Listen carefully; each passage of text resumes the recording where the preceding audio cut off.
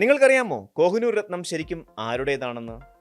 രത്നങ്ങൾ വെറും കല്ലുകളല്ല, മറിച്ച് നൂറ്റാണ്ടുകളുടെ അധികാര സമരങ്ങളുടെയും യുദ്ധങ്ങളുടെയും രഹസ്യങ്ങളുടെയും സാക്ഷ്യങ്ങളാണ്. അവയിൽ ചിലത് മനുഷ്യചരിത്രത്തിന്റെ നാഴികക്കല്ലുകൾ അടയാളപ്പെടുത്തുന്നു, ചിലത് അധികാരത്തിന്റെ അടയാളങ്ങളാകുന്നു. ഒപ്പം രക്തച്ചൊരിച്ചിലിന്റെയും ചതിയുടെയും ദുരൂഹതയുടെയും കഥകൾ പേറുന്നു. അങ്ങനെ ഒരു അത്ഭുതമാണ് ലോകം മുഴുവൻ അതിൻ്റെ പേരറിയുന്ന, എന്നാൽ പൂർണ്ണമായി ആർക്കും സ്വന്തമാക്കാൻ കഴിയാത്ത കോഹിനൂർ രത്നം. പ്രകാശത്തിൻ്റെ പർവ്വതം എന്ന് അർത്ഥം വരുന്ന ഈ വജ്രം കാലത്തിലൂടെ സഞ്ചരിച്ച് ഇന്ത്യയിലെ കാകതീയ രാജവംശത്തിൽ നിന്ന് ബ്രിട്ടീഷ് രാജ്ഞിയുടെ കിരീടത്തിലെത്തി നിൽക്കുമ്പോൾ അത് വെറുമൊരു വജ്രത്തിൻ്റെ യാത്രയല്ല, മറിച്ച് സാമ്രാജ്യങ്ങളുടെ ഉദയാസ്തമയങ്ങളുടെയും അധികാര കൊതിയുടെയും കഥയാണ്. കോഹിനൂറിൻ്റെ ആകർഷകമായ ചരിത്രത്തിലൂടെയും അതിൻ്റെ ഉടമസ്ഥാവകാശത്തെക്കുറിച്ചുള്ള തർക്കങ്ങളിലൂടെയുമാണ് ഇക്കുറി നമ്മൾ സഞ്ചരിക്കുന്നത്.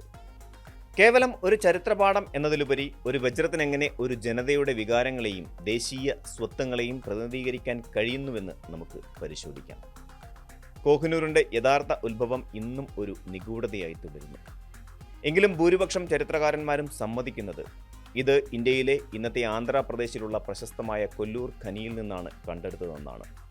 ഈ ഖനി ഒരു കാലത്ത് ലോകത്തിലെ തന്നെ ഏറ്റവും വലിയ വജ്രസമ്പത്തിൻ്റെ ഉറവിടമായിരുന്നു.